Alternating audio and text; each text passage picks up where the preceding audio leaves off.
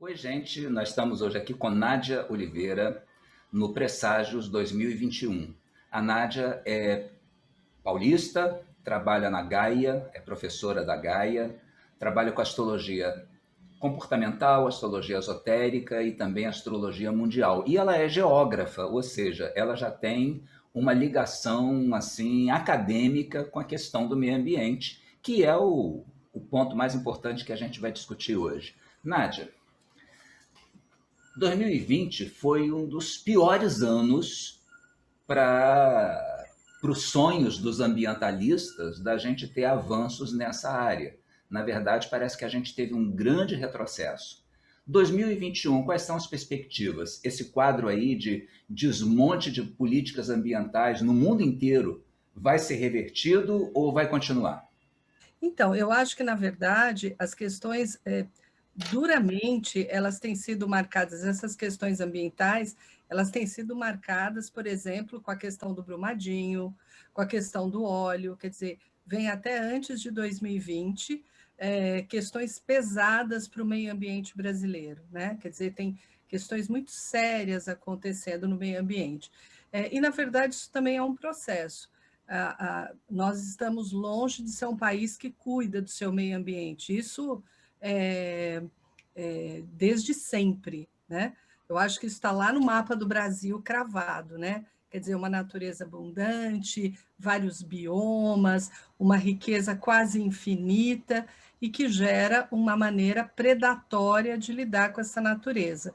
Então, acho que isso é muito o jeito do Brasil lidar e muitas vezes lidar até com aquela questão do temos tanto que não precisamos cuidar, né? Tudo é tão grande, tudo é tão intenso, tudo é tão. A gente percebe isso na questão da terra no Brasil, né? Na exploração dos rios no Brasil, dos minérios no Brasil. Quer dizer, o fato do Brasil ser um país que a gente aprende desde lá dos primeiros livros, né? Que o Brasil é um país de dimensões continentais, né? E não é por acaso que a gente tem na casa do Brasil Júpiter ali, né? Quer dizer, Júpiter e a Lua mostrando que realmente é uma terra, digamos, dadivosa demais, né? E por conta, talvez, de tudo isso, a gente tem uma história predatória com a terra, a história em relação aos índios, ou seja, é, todo o uso da terra ele é feito de uma maneira muito predatória, inclusive as técnicas. Né? O que a gente tem nos últimos anos um acirramento disso e algumas coisas chegando um pouco ao grande público, e coisas que já aconteciam, né? Coisas que já eram, de alguma forma, assustadoras na região. Então, quando você pega documentários, tal, você vê que a história é antiga. A gente tem estudos, por exemplo, denunciando as queimadas irregulares, inclusive, na região do Pantanal dos anos 2000, quer dizer, nós estamos falando de coisas bastante antigas. O que aconteceu, e que eu acho que foi um pouco chocante para todo mundo, é que nesse ano de 2020 a gente teve que se deparar com grandes calamidades ambientais, né? Ver animais morrendo, ver biomas sendo tanto na questão da Amazônia quanto na questão do Pantanal aí, que foi uma coisa meio assustadora. E principalmente uma ação que poderia ser pelo menos um sinto muito, né? Oficial, eu digo, ao contrário, do tipo faz parte, é assim que é mesmo, e vamos que vamos tocar e vamos pôr boiada no lugar. Então, isso eu acho que ficou muito chocado, até porque vem referendado por várias medidas que o governo brasileiro tem tomado, quer dizer, eu acho que a própria questão do ministro do Meio Ambiente, desde o começo, foi muito polêmico, né? Quer dizer, um ministro que não estava preocupado com as questões ambientais, isso era uma coisa, assim, no mínimo assustadora, né? E eu acho que já mostrava um pouco ao que vinha. Outra Isso é a questão. cara do Saturno, Plutão em Capricórnio, né? Total, total. Eu acho que aquela reunião que foi aberta, que deu todo aquele escândalo com o Moro, que tinha ali a frase do ministro do Meio Ambiente dizendo que bom toda essa confusão, porque aí a gente passa tudo que tem que passar de novas regras. Quer dizer, isso é tudo muito assustador. E eu acho que o desmonte, o descrédito, culpar as ONGs, né, que têm historicamente atuado nessa região, descredibilizar elas. Inclusive, a gente viu isso há 1 ou 2 semanas atrás, quando o vice-presidente, né, que está lá, que está criando um comitê da Amazônia, acabou saindo ali um documento, vazou um documento dizendo que eles não queriam mais nenhum tipo de ONG atuando na região. Quer dizer, Vamos lembrar aqui que 1 ou 2 semanas atrás significa início de novembro de 2019, porque esse vídeo depois vai ficar por aí muito tempo. verdade, verdade, desculpa, verdade. Então, assim, e eu acho que a marca, né, do Saturno, aliás, não só o Saturno, né, todo esse peso que a gente teve em Capricórnio, Capricórnio, de alguma forma, ele mostra uma questão de um sistema rígido, de uma falta de flexibilidade, de liberdade, uma questão também, talvez, muito conservadora, excessivamente conservadora. Então, toda essa discussão, por exemplo, de meio ambiente, passou a ser uma questão menor, uma questão, oficialmente, eu estou querendo dizer, né? Passou a ser uma questão menor, como se isso não fosse uma questão importante, e o passo é que era uma questão importante, e é uma questão importante.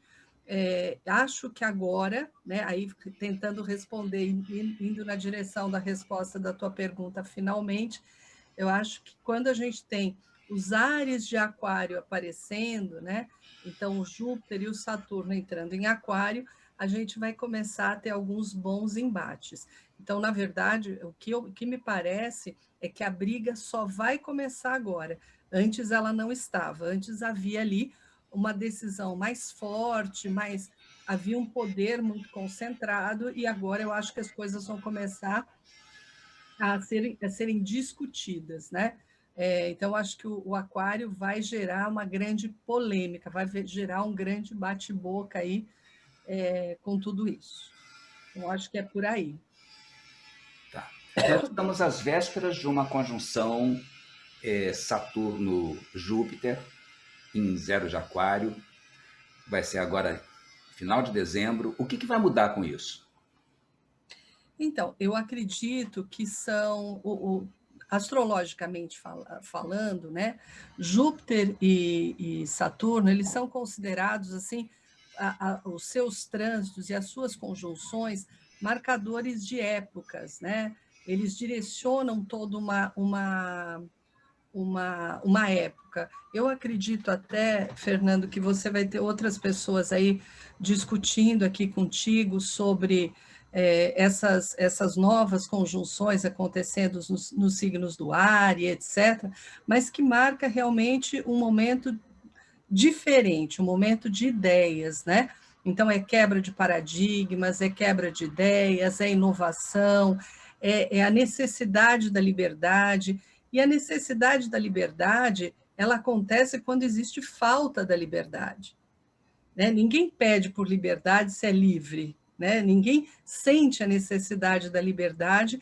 Então, o que a gente tem aqui? A gente tem um embate para novas formas mais livres, ou seja, de alguma forma, a gente conseguir ter espaço, reestruturação social, né? O nosso papel social.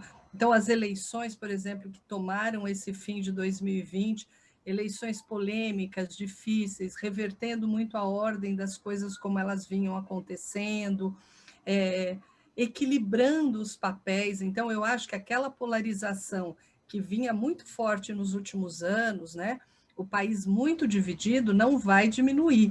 Eu acho que isso vai aumentar ainda mais, mas vai ficar mais equilibrado agora o poder. Então, de alguma maneira, vai ter uma briga mais igualitária, digamos assim. Os dois lados vão ter chumbo grosso para trocar. Eu acho que é isso que muda. Sim. Agora, em 2021, nós vamos ter a quadratura de Saturno com Urano, que certamente você vai falar dela, e vamos ter também uma sequência muito interessante de eclipses. Sim.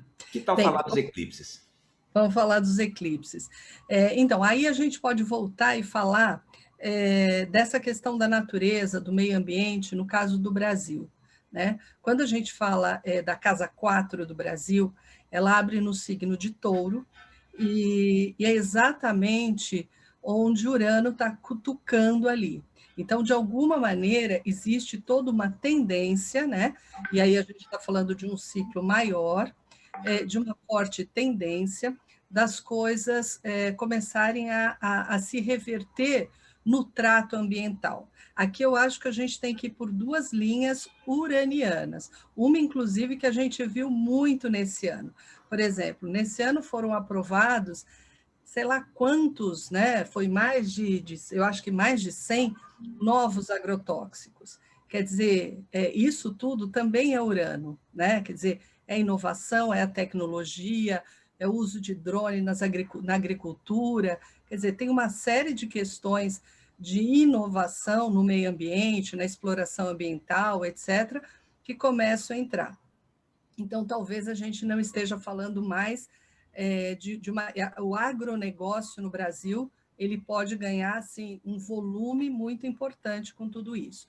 Agora, também temos o outro lado, também temos assim aquele Urano mais em busca, que vai na contramão, ou seja, que quer defender a natureza, que quer defender os animais, uma vida mais humana para todo mundo, bem do planeta, as grandes causas. Quer dizer, isso também ganha força com a presença desse Urano na casa 4 do Brasil. Então, todo esse assunto fica muito forte. Quando a gente pensa que a casa 4 abre em Touro, mas parte dela está em Gêmeos, e aí eu queria mostrar, posso mostrar isso? Claro.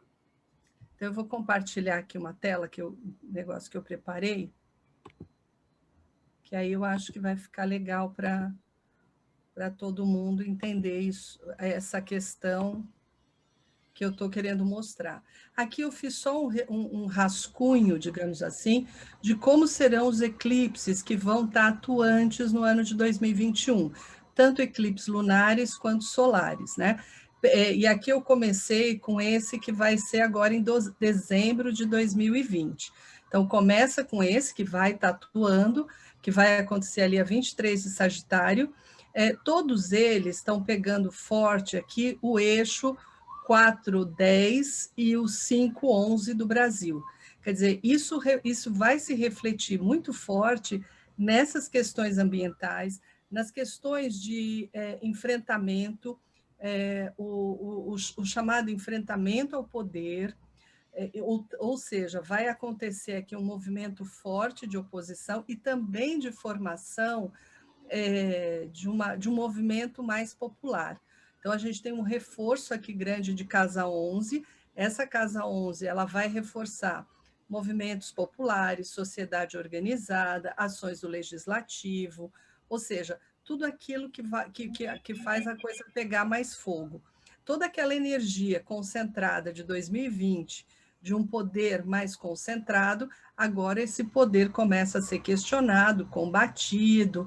Então, esses eclipses, eu acho que eles vão literalmente pressionar bastante esse governo, né? Aqui eu estou falando do Brasil especialmente, mas eu acho que esses eclipses vão sacudir bastante esse campo das ideias aí. Então, quando a gente olha no mapa do Brasil isso representado, isso faz com que o assunto povo, população, forma de ganho, esse Urano, na verdade, estando em Touro aí, isso já era uma coisa já muito dito na comunidade toda astrológica, como isso está revertendo toda a maneira que os bancos, como que a gente vai lidar com dinheiro, e a gente está sentindo isso muito na pele agora, exatamente com o dinheiro realmente sumindo, né?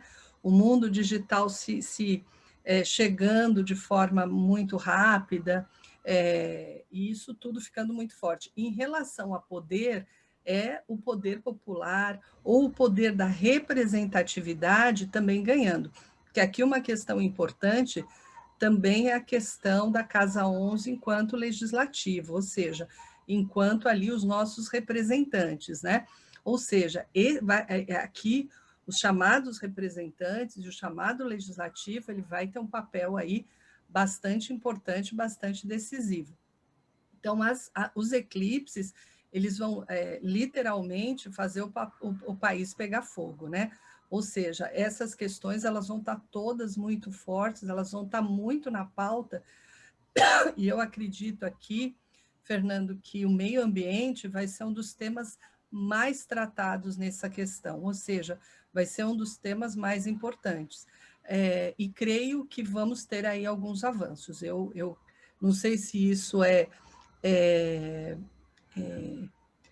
desejo, né?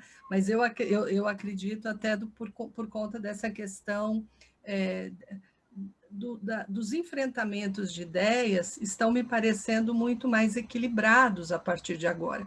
Equilibrados e até polarizados. As brigas serão maiores, as dificuldades serão maiores, mas, ao mesmo tempo, talvez isso equilibre mais o jogo, né? Então, considerando que o eixo dos eclipses vai ser esse Gêmeo-Sagitário, então esse embate vai ter uma presença muito forte na mídia e provavelmente uma dimensão jurídica muito importante, né?